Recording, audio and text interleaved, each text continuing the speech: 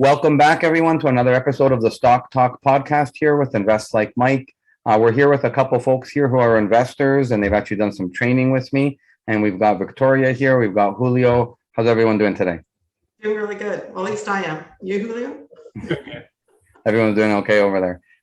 Thanks for joining me here today. You've taken time out of your schedule. I'm sure everyone's busy with your evenings, and I think Victoria's preparing for vacation. So we've got a bunch of stuff. Everyone's managing your trades, doing everything at once here. We're going to have a nice conversation. We're going to go over a bunch of stuff. We'll touch upon what's going upon in the market. Maybe we can touch upon a couple of trades we've done later on. And I think we'll just go along a nice conversation between now and then where we can kind of get to know you and maybe some of the strategies you've been using. So in terms of investing in the stock market here, just for the audience here listening or watching here, maybe just give a really quick introduction of kind of your background, who you are in terms of an investor. Maybe you're really new. Maybe you've been doing shares forever. Now you're doing options. Kind of just give a background of maybe who you are, what you're doing for investments, and maybe allow the audience to get to know you. So maybe we'll let Victoria go first. Why don't you just tell us a little bit about yourself? Sure. So I've been investing or options trading now for almost a couple of years. And before that, I dabbled in the market in my 30s and 40s and didn't really do well because I knew nothing. I thought I did. You know, the hottest tip was what kind of you went with. And then I just came across a different method, a different way of doing it. I'm getting close to retirement, and so I'd like to be more conservative, but at the same time, I'm not afraid. Like I don't want to say I'm a gambler, I'm not, but I don't mind being a little more aggressive in a conservative way, if that makes sense. So I mainly do stock options. I don't short. I haven't, at least up until now. I don't have any plans to, but never say never. Mm-hmm. Is kind of our motto here in this household. So. So this second year with more work and more learning charting and taking your courses and other courses and just putting everything all together and getting support from you over time.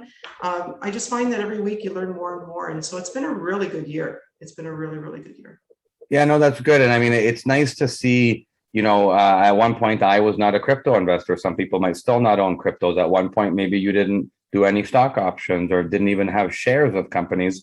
And some people do it right away out of college. They start doing that stuff because maybe their uncle or their friend tells them. And some people maybe even resist it and do it later because they have a realization. So some people never do it at all, right? So I took a course. Convinced that I wasn't going to like it and I was going to say no. So I paid the money up front and said, I'm doing this because I don't want to miss an opportunity, but I know I'm not going to like this. Options always scared me. And I think within a couple of hours I was sold, and I've just gone from there. So. And that means one of two things. Either you really did go in with an open mind and you didn't realize it, or they said something that you just couldn't deny. I think it was something like a both. I'm a pretty open-minded, optimistic person in general. Yeah. But yeah, I definitely liked what I heard. It clicked with me. It resonated with me. And until it clicks with any subject in life, if it doesn't click, it doesn't click yet, right? If you want to become healthier, you have to actually believe it in here, or it's not going to play out. Yeah, exactly. Right? So, Julio, why don't you tell us a little bit about yourself? Yeah, sounds good. So in the late fall of 2019, kind of like with Victoria, I've started, been doing this for a couple of years. So I guess I took a course in December of 2019. Took an options course with a group there and opened up an account, did some paper trading in January of 2020, was ready to rock and roll. Got smacked with the crash. So that kind of set me back a little bit. I wasn't too far invested, so I was, it wasn't too bad for me. Recovered from that, had a good season. This year's been fantastic. I have no complaints. It's been going well. Still learning. I took your course, which was fantastic. That's about it. So basically, it seems like you actually have a similar background, a similar experience level, and you learned from a couple of different courses with people who had more experience than you and already knew how to do it. Exactly. Yeah, definitely. Right. And I think that's the best way to do anything in life. If you want to become an apprentice and learn how to build a fence, it's much better than reading a book. I mean, you have to literally get out there and learn from someone who has replicated it over and over successfully again. Right. So that's a good way to do it. Okay. Well, I mean, the part of the reason why I brought you on is because, you get a perspective from someone who, just like the general audience out there, a lot of people might not have done this before. I hadn't even done stock options until a couple of years ago, but I had been doing stocks and charts for so long that I naturally added them together, and I ran with it. Some people might be starting from scratch on both with it. It sounds like both of you are kind of in that position. So why don't you explain to me, first of all, Julio, did you own shares or stocks or mutual funds before this? So no, I had I had someone controlling my or taking care of my mutual funds. But other than that, I did no trading whatsoever. At all? Okay. Yeah. So this was really new. Like Victoria, I kind of tried to go in with it with an open mind. And yeah, it was sold. It sounded fantastic, and great little strategy we have there where we can trade options and make a nice little income. Okay. Now, let me ask you this. So, we can all learn about how to just, pick a company you like Warren Buffett says, right? If you like Apple and you like their products, you feel they will continue to succeed, you could just arbitrarily buy Apple whenever you have loose cash. Sometimes you'll be buying a dip, sometimes you won't. It will be random and arbitrary. You've gone beyond that. A lot of beginners actually start with the way I just said it. You kind of skipped that because you were shown the second level or the third level way above the beginner way. And so it's kind of interesting maybe to ask you, how did you find that in terms of, when you were learning these skills, what were the light bulb moments when you realized that, I used to think stocks were risky and I'm going to do stock options now, and I'm going to do all this stuff that would be, if you probably sat around the dinner table with your friends and family, they'd say, are you nuts? Right? A lot of people, especially in the Italian household, maybe over there. And, so why don't you maybe explain how you went from being surrounded by people who probably are not aware of or comfortable with this to becoming comfortable with this? So let's start with Victoria there. You're right about people not being comfortable. I mean, once I started finding success and seeing that, I don't want to say it's easy. You have to learn. You have to put the time and work into it. But once you do, the method, the methodology is pretty easy. It's pretty standard as long as you learn and you have the background behind you. But so many people I've told, and so many people either don't believe it, are credulous, or just don't want to do it. So I have not been able to convince one person in my realm of people, other than my trading networks, to do what I'm doing. And it's a real shame because it could be a real life changer if you want. So I dabbled in stocks in my 30s unsuccessfully, and I was told by my husband, never do this again. So until I bought some pot stocks, I think I told you before, and I got lucky because I got out pretty quickly. So I made money on those. It was kind of strange with the whole stock options thing.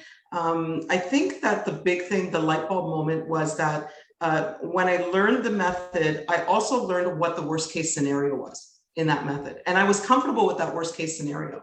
There are a lot of different ways of doing things. I do things a certain way, complemented by what you've taught as well. I find that any teachings, if you find your stride in the way that you want to trade, education is never wasted, because you can always adapt what you learn to the way that you trade.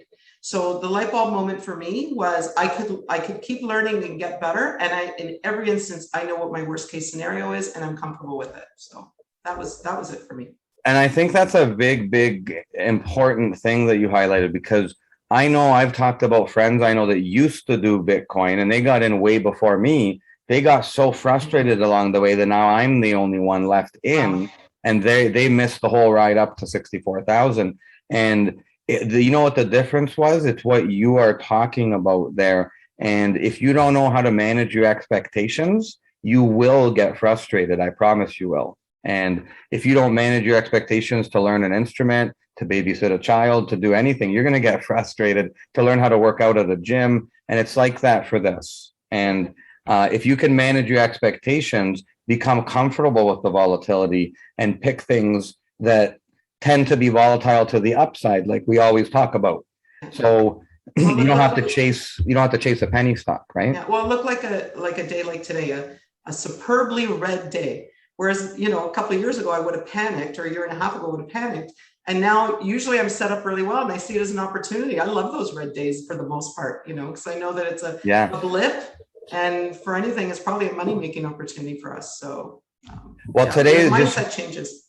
For anyone listening, it's September 28th here today that we're recording this here. So Victoria was talking about we've had a red week or two, and I've been talking about it in my weekly training sessions, basically preparing both of you and other folks that are in there for this, and then it's come to fruition. And it's kind of nice that us and other folks out there have been able to do this, but most people are unaware and they have no idea what we're talking about. So Julio, why don't you kind of go over maybe light bulb moment for yourself, and you can talk about for stock options initially, and then eventually you met up with me and we did stock charting. Why don't you maybe talk about what your light bulb moments where you said to yourself, I am going to use stock options training and chart analysis training going forward? Sure. Yeah. So I think the light bulb moment for me was really realizing that I could earn an income, and kind of like what Victoria was saying, the worst possible scenario is I don't lose money. I just end up owning good quality stocks if the trade doesn't go my way. So to me, that was like, wow, this is pretty cool. I can pick the stocks that I want, pick the price, pick the time. And if it doesn't go my way, then yeah, I own 100 shares of whatever, Microsoft or Apple. And if it does go my way, then I keep the premium, and I'm off to do another one. So probably for me, that was the biggest thing, where I can make money. And it's like, it's not the traditional, you have to buy something low, and the only way you can make money is if it goes high. In our strategy, I don't need it to do that, right? It could stay there, or it could even drop a bit. So where I found that your course was so helpful was understanding the entry points, where I can get in, where I should get out. What else? Moving averages, definitely for me, always, I always keep an eye on those, make sure that, I'm in sync with those. Do you feel that learning the charts has, like, for example, if I said you can't use the charts, how would you be almost quite as comfortable trading, much less comfortable? Not be as comfortable at all. Yeah. It would really be tough. Yeah, it would really be tough. So no, definitely all the patterns that you've shown us, how to use the different patterns, definitely helps us out there. I think that most people, when I ask them that question, I've never gotten a different response from anyone that's gone through with it. And I feel like you're riding without a seatbelt, or you don't have the headlights on the highway at night or something. It's just you don't feel safe putting your money on the line, essentially, without knowing what the chart's doing. And I think that a lot of people who just buy shares long term, like Warren Buffett, or maybe do stock options in a certain way, haven't learned that extra, because I take it to the next level. And I'm teaching the way I apply charts to stock options. And I'm using that to not just show the charts, to show how you can use a hybrid approach and increase your returns with stock options. So did you notice, Julio, I have no idea really, but did you notice that you were making more money, or that you prevented a loss, you made an extra win? What happened when you combined charting into the stock options? Probably prevented me from getting the loss, right? Knowing when to get out, definitely knowing when to get in helped. But for me, it was like, okay, this is probably a time to close my position. So definitely that's where I found that useful. Now for Victoria, for you too, you talked about stock options. In terms of with the charting, I mean, how did that go for you? I mean, when you because you learned just raw stock options, and then you added in stock options and charting together. What was the experience like for you? What happened to your investments? Like how did it go for you? It made the biggest difference. It really, really did. That's why I believe that's why I've seen those kinds of returns this year. I already had my background in stock options and what was comfortable, the method that was comfortable for me. But the biggest next step was the charting. That's what made the biggest difference. And the realization that most stocks are chartable, like they have a charting history. So it's not only the patterns that they do and, like a day or a week or a month or whatever. It's also, if you go back 6 months, a year, 2 years, you can kind of follow it on, and it becomes like almost psychology. You can see the patterns over and over and over again. And when you learn to do that, you become really comfortable, like Julio said, with entry and exit points. And it does stop you from losing a lot, like from losing on certain cases. And it also helps you with entry points. It's brought, for me, it's brought it to the next level. And like I said, I still have so much to learn too. But even my few months of training that I've been working with this, with the charting, added to what I learned with the method that I use, it's just phenomenal. Yeah, it really is really great. Yeah, and you know what? It's one of those things where, like, I watched this TV show where there's lifeguards, and you have to learn how to deal with waves if you're in Australia or Hawaii. It's a different way of being a lifeguard, actually. And there's techniques and strategies where they won't get, overwhelmed by the wave, and they can get out to who they need to rescue. And it's kind of like that in the market. You have waves in the market, and if you don't know how to deal with them, you're going to get swallowed by the wave. And you won't know how to react to it. You're going to be shocked. You're going to drown in the market, essentially. But we actually, I mean, I don't know. I don't believe you've really done too poorly while the market's been dropping right now, because you've kind of learned to predict big waves, right? Well, last year, like Julio, I kind of got caught in the downturn because, when you learn stock options, you're really, even though you're dealing, in our cases, Julio and I both do the same thing for the most part, I believe. We deal with, well-known stocks, large cap and profitable companies. But yet, you can be, when you're a beginner, you can just be like wooed by the premium and not really look, oh, I got paid this much for entering into this contract. And then all of a sudden the downturn comes like COVID. And I had my hands tied for a number of months where I couldn't do anything because all my funds were tied up. I mean, I ended up recovering by the end of the year and definitely making money. But it's weird because now, like, I know we've been going back and forth too in the last few weeks, and seeing that something was coming. I mean, I've been 50-60% in cash, 40% in cash most of these weeks. So when this hit, these last couple of weeks, you're well prepared. Unlike last year, when, like I said, I was fully invested and had to wait, couldn't do anything. So that's, it's been a big difference. It's been a big thing. And I should point out too, like when Julio got caught, I'll be honest with you, I couldn't have warned him. I didn't know we were going to have a pandemic, right? But I mean, there's some times when you can be strategic, and maybe if Julio already had a certain training or had already have a tougher skin for the market, maybe he would have sold some of his position that he held on to or something if he were to do it over again. And maybe he even did that recently. I mean, it could be one of those things where if you don't know what to do, you might just hang on for dear life and wait for a life jacket, so to speak, right? Or a life preserver. And whereas you might actually react in a specific way if you have the right experience and training. So I think that's all really, really important. And like you said, you still have more to learn, but that's a good thing. And it's part of why I offer the weekly follow-up sessions afterwards, so that you can kind of be checking along with me and see if maybe we're on the right track, or I didn't know he was going to get that stock. Maybe I'll try that stock, right? So it's kind of become one of those things. Yeah. No, it's been great. The ongoing support, the learning and the ongoing support, like the ongoing live support, all these pieces connect, and it just makes you a better trader over time. And the people that you connect with, like, Julio and I are in a couple of groups together, and, with a bunch of other people, and just, feeding off each other's energy and knowledge because we're all at different levels. It really makes a difference. It definitely does. It definitely does. Now I'm going to share the screen here, and for the listening audience, I'll describe what's going on here. And okay, so this week for the listening audience, I'm just showing some articles here. So the NASDAQ had one of its worst days since March. That happened actually just yesterday and today we've had a rough week this week.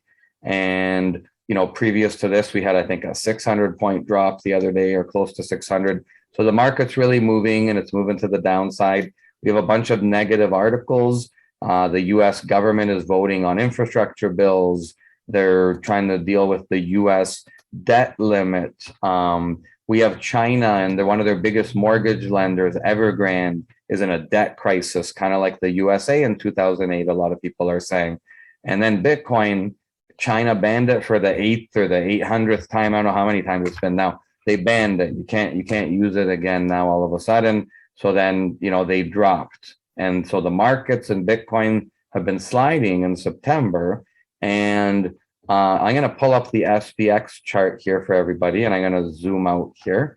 And obviously we have Victoria and Julio here will be extremely familiar with this, because I put this right in your face every week. And it's on purpose because you want to keep a pulse on the market. So for folks that are listening, I'm drawing a huge arrow going up on a 45-degree angle. And if you've never seen a stock chart for the stock market, that's what it looks like. It goes up about 45 degrees to the upside, and it just travels up like you're climbing up a mountain. And, when we're looking at this here, you might think, this is going to go up forever. Why try to time the dips? And you could take that approach. Warren Buffett does that as well. You don't have to try to time the dips. But I guess my question for you would be, what was your experience leading up to, let's say, when we were sitting here August 20th, August 30th, we were doing our meetings. I was kind of saying that maybe we'll have a dip coming soon. You might even been with me when I predicted the last dip in February or March, but you still were probably skeptical of this one, because I don't know, how does Mike know? He's not even picking a specific week. I just said September, October. Why don't you walk me through how that was for someone who's not so used to doing that and hearing me just bothering you every week and reminding you to be careful? Let's start with Victoria. What was the experience going through that? Well, this is where the support is invaluable, right? Like the networking, the support, your updates, tuning in every week and figuring out what's going on, like keeping a pulse on the market, like you said. So I know that, we started learning about seasonality as well. You talk about that on top of your charting. And so, heading into the season that we're going to, we were already, most of us are already a little wary, but you want to be bullish most of the times, but, you have to have that little voice in the back of your head. And so I know for myself personally, from the third week of August, I cashed out a lot of my positions. I don't have a lot of long-term stocks. I have started purchasing some long-term stocks when they're on sale, and I keep them long-term, not too much. It's probably about 30% of my portfolio, but there's certain stocks that I like, and maybe I'll sell them, but maybe I won't. But from the third week of August, on a lot of options, I started trading really lightly. I started making sure I was more in a cash position. So I was pretty much between 40 and 60%, depending on the week, in cash. And as we've been seeing like this downturn these last 2-3 weeks, I actually changed and I went into like for really quick trades. So even though my option was 2 or 3 weeks, if I made 40% and if it decayed 40% in 2 days or a day or 3 days, I was out. Like I was taking it and just cashing it out. So that's kind of the way I've held this market. And now actually today I scaled in a bit. I'm not sure exactly where we're going to go, so I didn't scale in 100%, but started scaling in a bit with positions. So just nice and casual, nice and gentle, and I took profits even yesterday, like the trades that I made on puts that I sold on Friday and Monday, like same day. It was crazy, so I think when it's choppy, what I've learned is when it's volatile, I have to be a little more nimble and not be so attached to a stock or a position or that kind of stuff. I'm not a day trader by any means. But I find that sometimes, like times like this, you have to be a little more nimble, right? And it's all because of the stuff we learn, again, and keeping, week to week, just looking at the charts and figuring out where things might be going. Because, like you said, you never know. Well, when you said, you watch the videos and you kind of show up. Actually, you've probably both showed up live for a lot of the different weeks as well, and I post them to watch after the fact as well. You got to do your homework, and at the end of the day, I could tell you how to do exercises. You got to do the exercises. So you got to do your homework And even after the fact, actually, between when I speak to you on Sunday and the next Sunday, you're on your own, right? So you have to track that trade. You have to figure out if you're going to get in or not. I'm not going to hold your hand necessarily. Now you're both part of my coaching program where you took my coaching course. So you're in my premium group. You actually will see my trades a lot. Yes, we do. Right. So, but you know, if you're in the weekly training session, that's separate. But at the end of the day, I'm still giving you some guidance. And the nice thing is with the charting is that it can confirm the news for you sometimes if you know how to understand the charts, and you won't be as surprised or shocked or confused necessarily. So it's not just about stock options. It's not just about charts. It's also about strategy, right? So that's a big part of it. And the other thing for me that you brought along in your teachings in your classes was I never paid attention to the indices. Like the indexes, like it was just about individual stocks, right? Individual, but yeah, like the patterns that you see in, the NASDAQ or the S&P 500 or whatever, like those are really important, like, the SPY and that kind of thing. And that kind of gives you an good idea for the whole market. So that was a real eye opener as well. When you wake up in the morning, you should have a glass of water, piece of fruit, brush your teeth, and check the S&P. That's what I think you should do in the morning, right? And I literally treat it like that. So I can't invest without looking at the charts, and I can't invest without referencing what the market is doing, because my stock is in the market. So it's just, I kind of teach people, this is my diligence. This is my due diligence. This is my strategy. And that's how I go about it. Now for you, Julio, what was the experience for you watching this play out? And I think the market's about to drop some more for us. I think we're going to do really well here. Did you go towards a cash position? Did you short anything? Did you sell calls? What did you do? Right. So I really enjoy your calls on Sunday, because I like to hear that, that other voice telling me what I need to keep an eye on, right? Like keep an eye on the S&P, see where it's going, see the trend. So I'm always, that's always good for me to keep an eye on that. Definitely. Today I wrote quite a few naked shorts. Naked puts. Mm-hmm. I definitely found some good entry points that I thought, this could bounce, or this could, last a few weeks. But I figured I was comfortable with where I could get in. So for anyone that's listening, if you don't know what that means, naked puts or selling puts, I'm going to basically take a contract. I'm going to hold up this piece of paper and I'm going to sell it to Victoria. And I think this is garbage. I think this is a terrible bet that I want her to buy. And because not everyone agrees on everything, she might think it's a beautiful position to buy, right? So essentially that's what's going on in the background. And if the position goes my way, what happens is I give her this piece of paper, I give her this contract, and she gives me money, because that's just the way it works. I get cash to sell her this contract, and I get to keep the money if it goes my way, basically. So that's a lot of what Julio and Victoria and other people have been doing, is that we're picking great stocks that have been beaten down, and we say, hey, I already like it at today's price, but if it goes a little bit lower, I'll buy it from you and I'll keep the premium you gave me either way. Either way, I keep the premium. And so it's kind of a cool thing. If you're listening to this and you don't understand that, it's a complex subject that I simplify in the training and through other training that they've done. And it combines into you being able to understand how to invest with stock options. So it's kind of one of those things. Now I'll start with Julio on this. I'll give you the opportunity to answer this one first. I've been exposing people to other things other than just stocks. And that's something that I like to do, because I am a curious person. I have collectibles all around me here, and I'm into alternative forms of investment, including having gone to Florida to invest when the market went down. I'm just looking at alternatives. So I've been talking a lot about cryptocurrencies, and I'm biased because I liked them, but it's also a valid investment that a lot of people have made money on. I don't specifically know if you two have gotten in there, but I've exposed you to it. Recently, I've been doing NFTs. Victoria's requesting extra training on NFTs. I'm going to debut some new NFTs today with you that you haven't seen yet, and that we've been talking about, and something that happened. So with Julio, how do you feel about having been exposed to other unique, weird, crazy investment opportunities that seem extremely silly to most people? How did you interpret all of that when you both seem rather conservative by nature? Yeah, so as far as crypto, you've taught me a lot about cryptos. I am not invested in crypto at Okay. all. I know that Victoria's in, and like a lot of people are in it, and that's fantastic. For me, it's something that I have not got my head around yet. And Okay. until I do, and I'm just watching it on the sidelines. I do find it interesting, especially the NFTs that you've been mentioning in the last few weeks, Mike. Okay. Cool. Still something I can't get my head around. Well, we're going to see what you think in 10 minutes.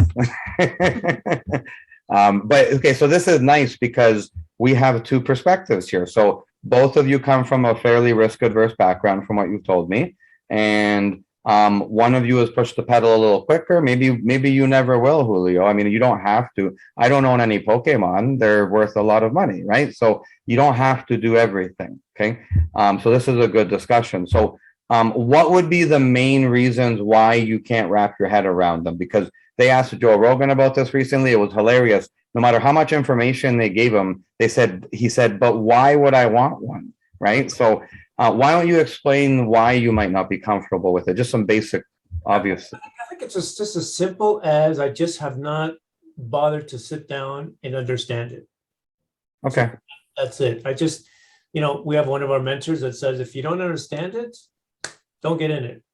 I don't understand it. I'm not going to get in it. I kind of shut that off for some reason. I'm watching that thing take off, and it's like, yeah, you know what? Enjoy it. Go for it. I'm not ready to jump on that plane yet. I will. I might one day, but so far, it's just something that I have not gotten wrapped around my head that I want to truly understand, appreciate, and maybe dabble in at this point. Not saying I'm not going. And you know what? I'm not trying to pressure you to do it. Like, I mean, I don't own a Wayne Gretzky rookie card. I mean, it's like whatever, I don't own a Ferrari, like whatever people want to invest their money in, so to speak. So I think the common thing is, number one, I can't touch it. Like I can touch money, I can touch gold, I can touch a Wayne Gretzky rookie card, but I can't touch Bitcoin. And it's kind of weird to me, and probably to Julio, and probably even to Victoria. And me and Victoria are in it, and I think it's weird. So part of it is just, at one point there was no internet, and it's like, what? I can go on the internet and play games with you, and we're not at the same house. I think it's just this weird thing where we're not used to investing in this way. And at one point we weren't used to communicating on the internet. It was really weird. And I think that's the biggest thing, is how silly and weird these digital investments seem because they're so new. So Victoria, why don't you give your experience on it? Because you owned probably zero cryptocurrencies at some point, obviously. And at some point you stepped in. What happened between you not owning cryptocurrencies and you owning cryptocurrencies? Just to go back to the whole Pokemon thing, I actually have like a drawer full of my 32-year-old son's old Pokemon cards. I never threw them out. So one day I have to get some kid who knows all about these things to go through them and see who've got anything good. Anyway, because I am a bit of a collector, but I've gotten rid of a lot of stuff lately. But I understand where Julio's coming from, because especially when other things are working for you, so like real estate or investment trading, stock trading, whether it's options or long term or whatever the strategy is, if that's working for you, and then something brand new comes along, I probably was looking into crypto for about a year before I actually did anything about it. Then I thought I lost, I missed the boat type of thing, and then as things are coming down, I read books. I listened to people like yourself and other people who were in it and why they were in it to try to understand it. Because like Julio, I didn't understand it, and I still don't understand it 1,000%. But I do now believe that it's a store of value, and it's just a different type of store of value. I invest, but I have crypto, but not in a crazy amount, like not anywhere close to my stock trading, for example.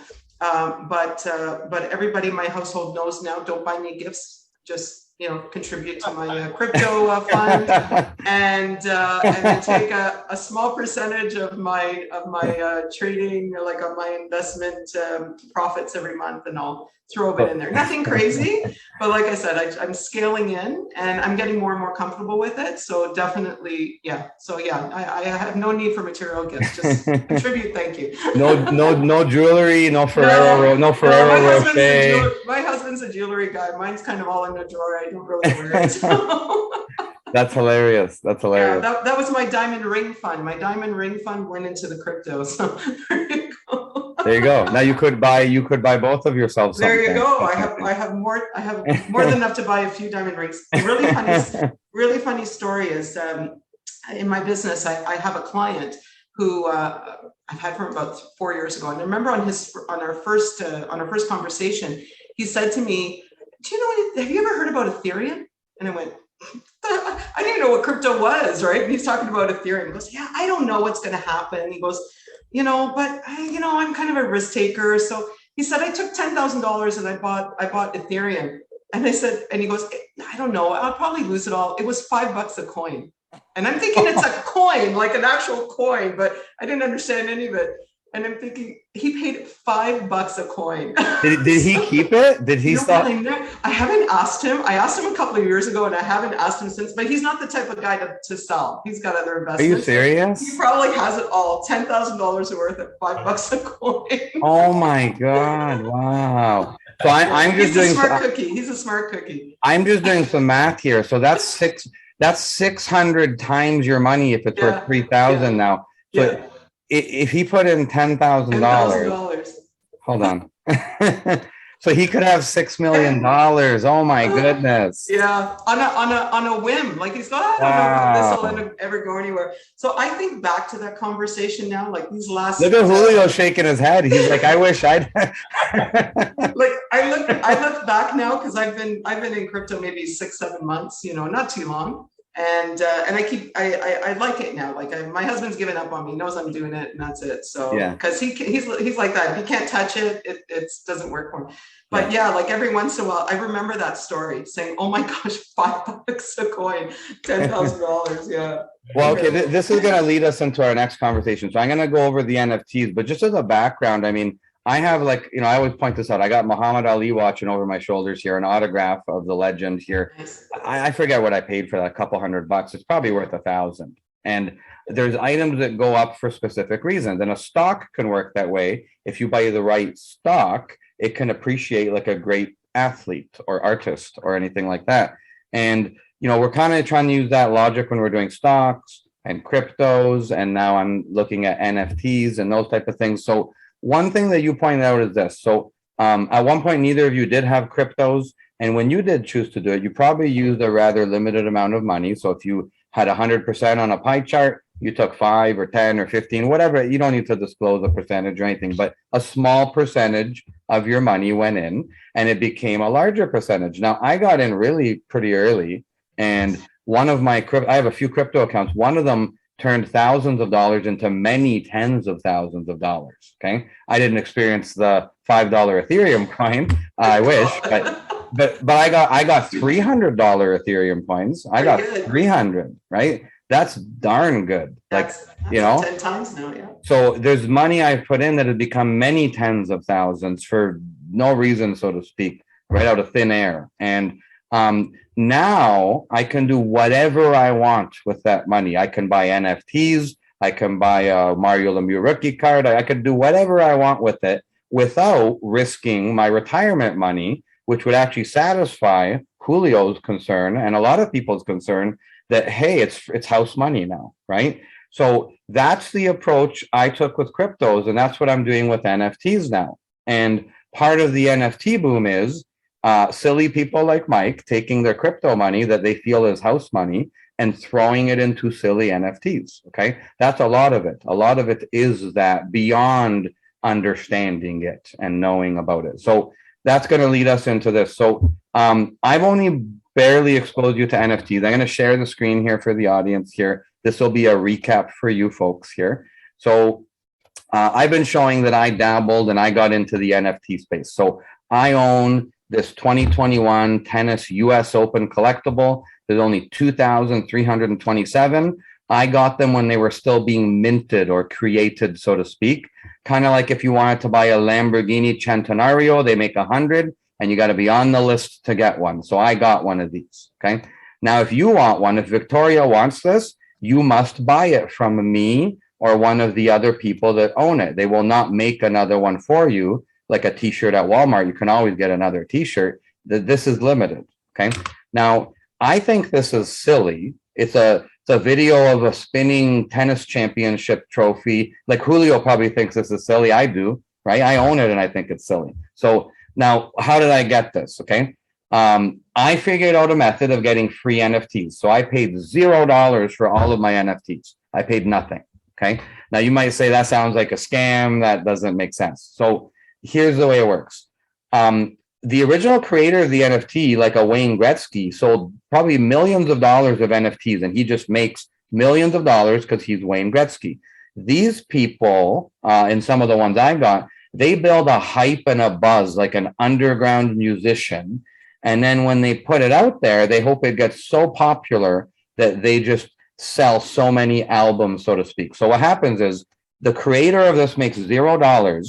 If I sell that to Victoria, okay, you're going to pay me double or not even double. You're going to just make me an offer. Mike, I'm going to give you $200 because I like that thing. It becomes an open market like eBay. You just offer me $200, let's say, because you want it.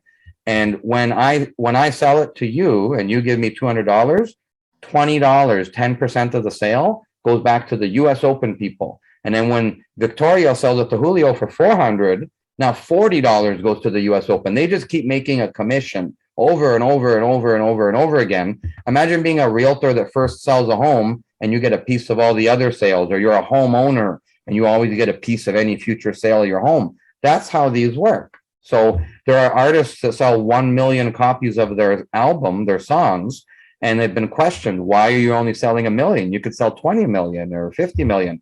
And this is why. Okay. So I'm going to share the screen now. And this NFT right here, you can see the price history and you can see the offers. There are no offers yet. Okay. Nobody has offered me a dime for this. Okay. I have my offers so far are $0. Okay. And I was making fun of this on Sunday, and then a week and a half ago, I made fun of this because I don't know, I'm an old school Italian guy. Like I was talking to Victoria, like I want to see the cash money here. Like where's my return? Right. And so I'm kind of upset. Right. But then, okay, I paid $28 in fees to receive this thing. I paid $0 for the actual item. I paid $28 of digital shipping. Let's see what happens. Okay. Now, you guys will remember that I debuted a couple new ones this week, right? And they looked like when I was a kid, we had spirograph toys that you draw these colored lines and they make geometric shapes. It kind of looks like that. And in the 90s, we had computer screensavers, and there'd be all these geometric shapes that would go around your screen so it didn't burn out your computer monitor in the 90s. Okay, it looks like that. It looks like some old, crappy, outdated like Julio's probably like, I don't want that, right?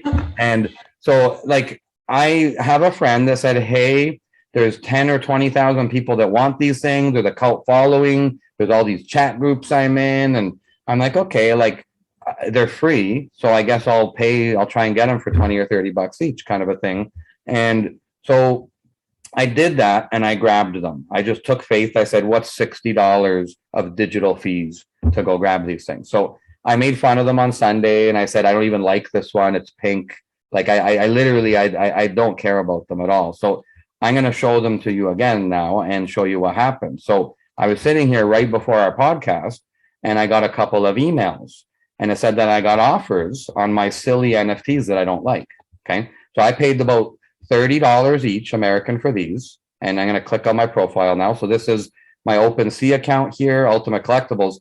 Look at my profile picture. My profile picture is my NFT that I own. Okay. So I just changed my profile picture to a swirly blue thing with a bunch of colors on it. Right. And now if you go to my account, now, I don't know, maybe you think that's silly. I don't even like it. But what it means is, hey, this guy's in NFTs. He owns NFTs, right? He owns that. Wow, that's rare. I don't really care. Okay. But I mean, I have a picture of a championship wrestling belt in the background. I care about that, right? So I put it up there. Someone else cares about this blue squiggly thing. So it's silly, right? Now let's scroll down now and let's look at what happened. So I'm purposely hiding it, right? So let's go down here. Okay, look at that. So now I have an active offer from the same person on both of my NFTs. So I purchased these for about $30 American. I currently have offers that I can click here. Okay, so I clicked on one of them now, and I have an offer here. Look, I can accept it. So I can now get $396 for something I paid $30 for. So I'm going to pull out the calculator, right? And you have 396 divided by 30. Let's go over here, right? Divided by 30, it's going to be about 13 times my money. So 13.2 times my money. I just made 1,300% profit on this. I think it's so silly, okay? And this other one here, the same person offered me the same amount on both of them, it looks like. It's cool, I guess. And I left this on by accident one time. I was like eating my dinner, and the longer you leave it on, actually, the cooler it gets. If you look at it, it keeps spinning, and I don't know. You probably want to make sure you don't have many beers in your system when you're staring at this thing. But so, you know, people think that's cool. So I could now get almost $800 American, and I spent $60 American, and I've been holding them for like 4 days. Okay. And I'm up a ridiculous percentage. My cryptos are down if I'm holding cryptos, but these went up 1,300%. It's crazy, right? Now, let me ask you this, okay? When you look at this and you say it's 0.138, that's what someone's offering me. That's not really what it's worth. Like, I'm not taking the offer, okay? So I'm going to show you something. Up here, it says Spiral Frequencies. That's the brand name. Like, it's like following Nickelback, you know, and you go see all their NFTs. It's Spiral Frequencies. So everyone watch on this, go look up on OpenSea Spiral Frequencies and make me offers, okay? I'll offer money to these, pump up the prices. So when you click Spiral Frequencies, it gives you the information and the data on how many there are, what the average one's worth. So there's about 6,300 of them that exist, and only 4,300 have been claimed, okay? I know there was at least 10,000 people interested, and only 4,300 are available right now. Only 6,300 total will ever be available. The floor price, so the average price they're actually being sold for, is around 0.3 or 0.28 Ethereum. Okay, Ethereum is worth about, let's call it 2,900 for easy math. And let's just go times decimal 3 for easy math. So this could be worth $800 to $900 American each for the ones I own. Someone's offering me 400, but I'm not going to give it to them. They would actually have to offer me between $700 and $900 to get this from me. And I paid $30. Okay. Now, I want to get your blind reaction to that, because this is something I've been following with you, and you asked for an extra training session on it, Victoria. You're going on vacation. You're going to miss the training session. What do you think about this, Victoria? So when I first heard about NFTs, I had no idea what they were, and I had to look them up. I had to read for a while to figure out, what is this? And then I'm thinking, I don't care. Like, this is, like you said, it's so silly. Why would anybody get involved in this? And then it's funny because the more you read, the more you hear, you know, you read bloggers and Gary Vee and all this stuff, and you kind of start understanding it's a craze. Like, for me, I just see it as a craze. I don't know how, I guess it'll last. I mean, I like art, like I like physical art.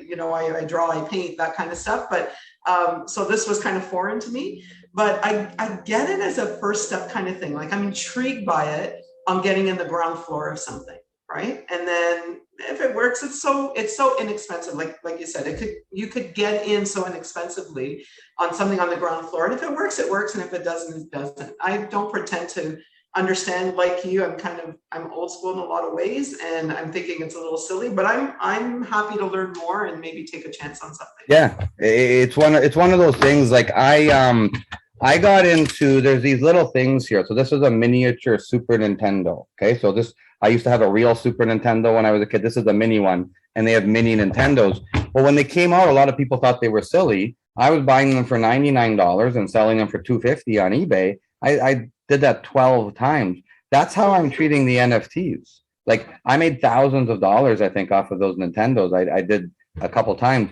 Well, with these NFTs, I took house money that I made for free in my mind by being wise as an investor, I guess. And I sent myself my own Ethereum from my account to this NFT account. And I put $500 in here, which to me is nothing.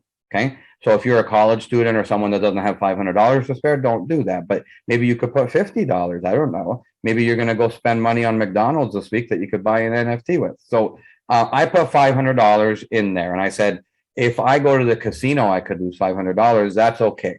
So I put it in there, and I so far have spent 90, or let's call it $100. Okay. And two of those investments have already returned me a potential of $1,000 or $2,000 American, far more than the value of my whole account. And I only spent a little bit of my account, and I have far exceeded profits. Profits exceed my whole account already. So I'm going to keep doing this over and over and over and over and over and over again. And I'm going to hope that I just make it into like $100,000 or $10,000. And as silly as that sounds, I already did that with cryptocurrencies, and I'm in way before everyone else on NFTs again, because I did it with cryptos. So I probably have what I would call a tougher skin or more faith than maybe Julio might, or than I did even before. And so how do you feel about that, Julio, when I'm explaining it that way? You don't have to buy $1, but like, do you appreciate the approach I'm taking, where I'm not betting any of my important money on it, right? That's gone off. Absolutely. That's very impressive. Very impressive. Good for you. That is pretty cool. On Sunday, when you were showing us those NFTs, I'm thinking, what the hell? Like, okay, secretly, like, I can't hear you when I'm doing the weekly session, but were you like, this is stupid, basically, right? Pretty much, right?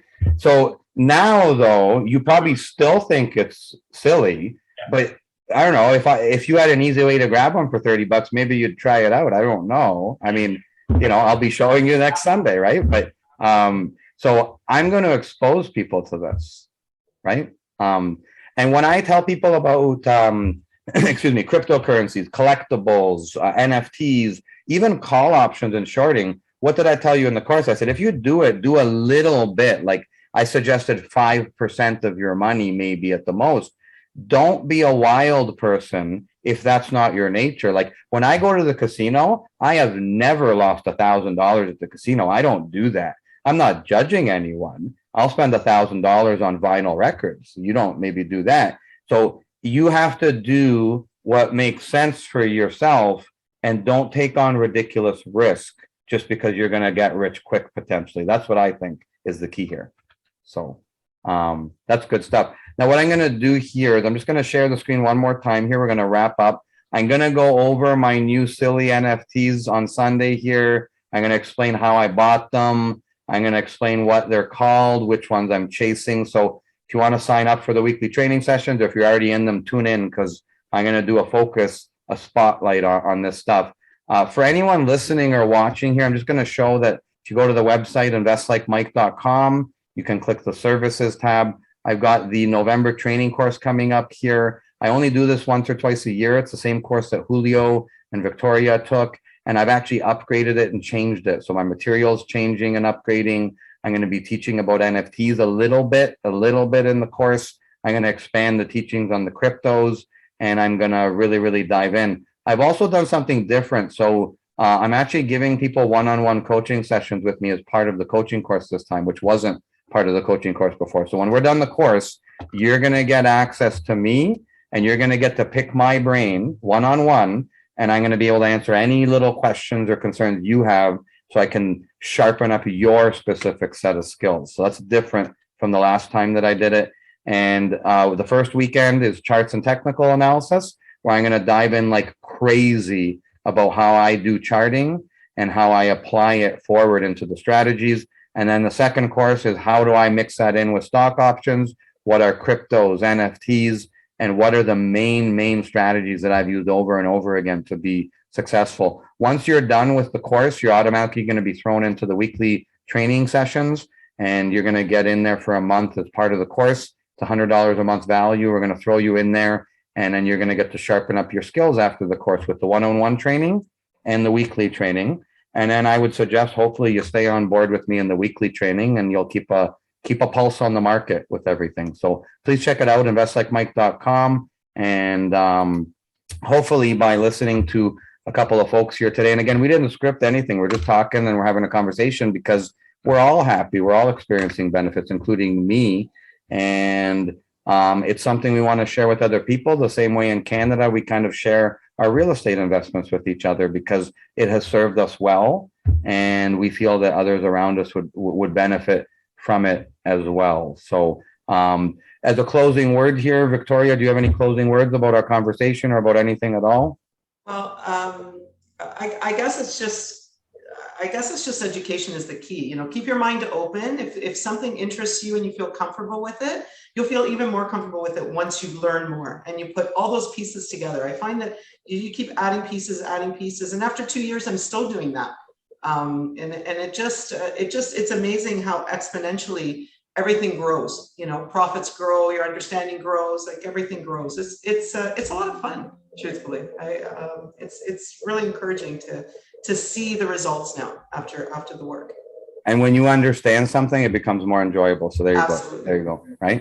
Julio, what about yourself? Some closing comments. I would just say that I really got a lot out of your course. You had a lot of good content on that. So I still appreciate it. I still go back and review some of the things that we talked about. So kind of like what Victoria was saying, I use that along with everything else that we've learned. It's just another building block that we use to enhance our education and continue to grow and learn. And you know what? I have these books behind me that I've learned from. I've taken a course or two myself. And just to remind people, like Julio said, you can go rewatch and retake the course anytime you want. You can go look at a specific section, a specific day, a specific topic. And with the weekly training sessions, you can be there live and they're posted to review, or if you missed it, you can watch them over again any time you want. And again, these folks have done their homework and they're experiencing the benefits now. So that's all part of the process. Thank you to both of you for joining me. I know that you have busy schedules. And thanks, Mike, for all the support. Really, thank you so much. No, not a problem at all. And Victoria, have fun on your vacation. Maybe we'll see a picture of some beautiful Europe. I'll sneak in maybe if I can stay up that late. Send the picture of your beautiful European food that you're eating, and we'll be. We'll do. Okay, maybe we'll make an NFT out of it. An NFT of some lasagna or some fancy food. That's good. Okay, well, listen, thanks for joining me. For the audience listening and watching, thanks for joining us. And we'll see you on the next Stock Talk podcast. Take care. Thank you. Good night. Good night.